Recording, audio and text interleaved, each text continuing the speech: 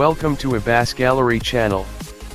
If the first generation of Acura's RDX was the crossover SUV equivalent of a college student amped up, eager to party, daring its 2013 follow-up had somehow woken up married with a mortgage. Gone was the original RDX's high-strung turbocharged 2.3-liter inline-4 engine, its torque vectoring super-handling all-wheel drive system, and its firm ride. All of that was replaced by an inoffensive crossover with a smooth, effortless V6, a soft suspension setup, and conventional all-wheel drive. Sales shot through the roof and haven't stopped climbing since. Now Acura thinks it's high time for a midlife crisis. Hellraisers we are, the news is welcome. Just look at the 2019 RDX Prototype here. We're putting quotes around the term prototype, because this SUV is a set of regular-sized door mirrors, and slightly smaller wheels away from the one that will go on sale later this year.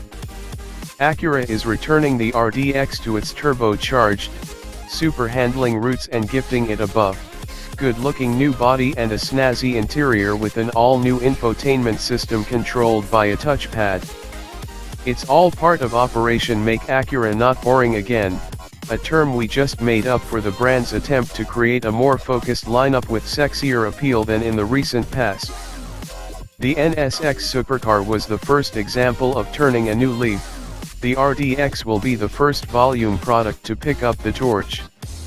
Because every new vehicle redesign seemingly must incorporate a size increase, the RDX grows relative to its predecessor. Acura hasn't released all the dimensions for this prototype, let alone the production model, but tells us the crossover's wheelbase is 2.5 inches longer. That would place it on the large side for the compact luxury class, and Acura promises that backseat space and cargo volume will be class-leading. We poked and prodded and sat in the rear seat of the prototype for ourselves, and although roomy, it doesn't seem to live up to those claims. Final judgment will have to wait for Acura's release of the final product. More exciting than dimensional minutiae is the way the new RDX looks. As the first Acura vehicle designed from the outset around the brand's new pentagonal grille design, the RDX wears it best.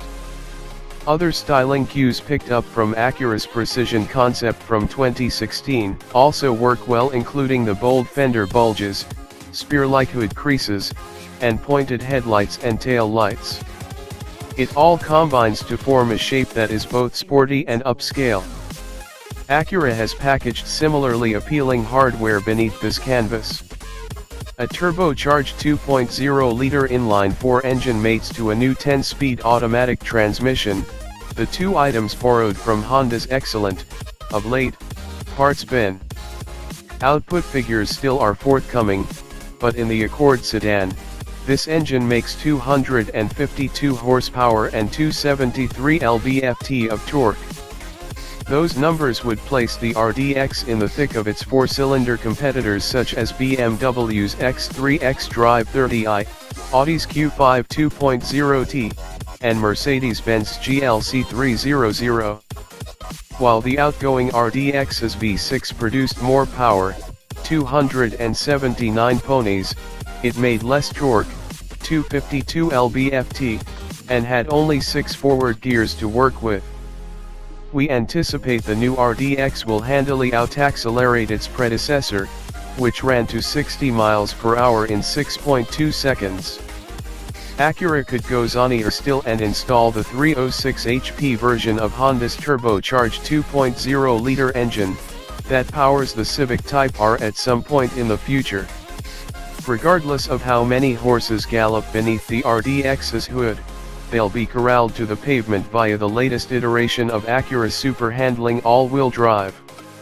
Replacing the current all-wheel drive setup that merely shuffles power between the front and rear axles, this system can overdrive the outside rear wheel in a turn to help muscle you through corners under power. Acura also instills the RDX's available electronically adaptive dampers with more sportiness, tying them to a 4-mode selector like that in the NSX supercar. Whereas the previous RDX also had similar dampers, they were tuned for comfort. Here, they can assume comfort, sport, and sport end settings. There also is a snow mode, which we assume reins in the powertrain's aggressiveness to maintain traction on slippery surfaces. Drivers choose those driving modes via a huge metal dial smack dab in the middle of the dashboard. This control could be a tad ambitious, especially since many people might easily mistake it for God's own volume knob or maybe an infotainment controller. Except that there isn't an infotainment dial instead. The RDX's new 10.2-inch dashboard display is manipulated via a touchpad on the center console. The big difference with Acura's system is that the pad controls the infotainment screen with a 1:1 relationship, meaning finger taps in, for example, the upper left corner of the pad immediately manipulate controls in the upper left corner of the display.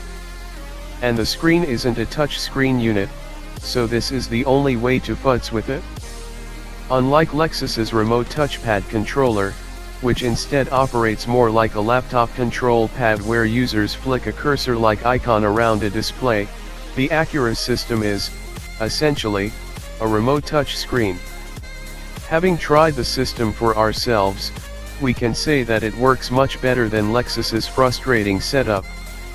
Acura also has minimized how much control work is handled on screen, something Lexus doesn't, limiting how deep one must penetrate the display's menu structure to accomplish common infotainment tasks.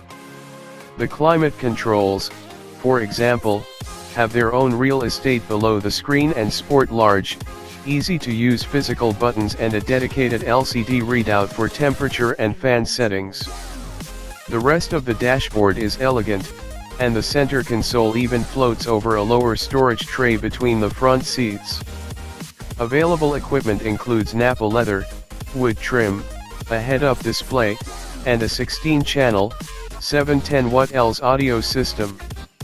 Every 2019 RDX will have a panoramic sunroof as standard, along with the Acura Watch batch of driver assist tech. On the current RDX, this includes automated emergency braking, adaptive cruise control, and lane keeping assist.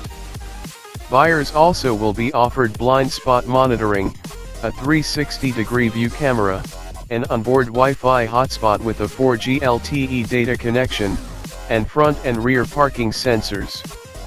Acura even promises that a sportier A-spec trim level will be in dealerships from the get-go.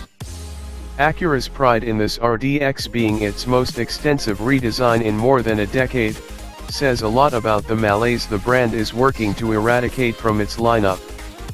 Think back to the 1990s, when Acura sold the Integra Compact and the NSX along with the slick TL and the classy Legend. The brand spoke a language both premium and sporty.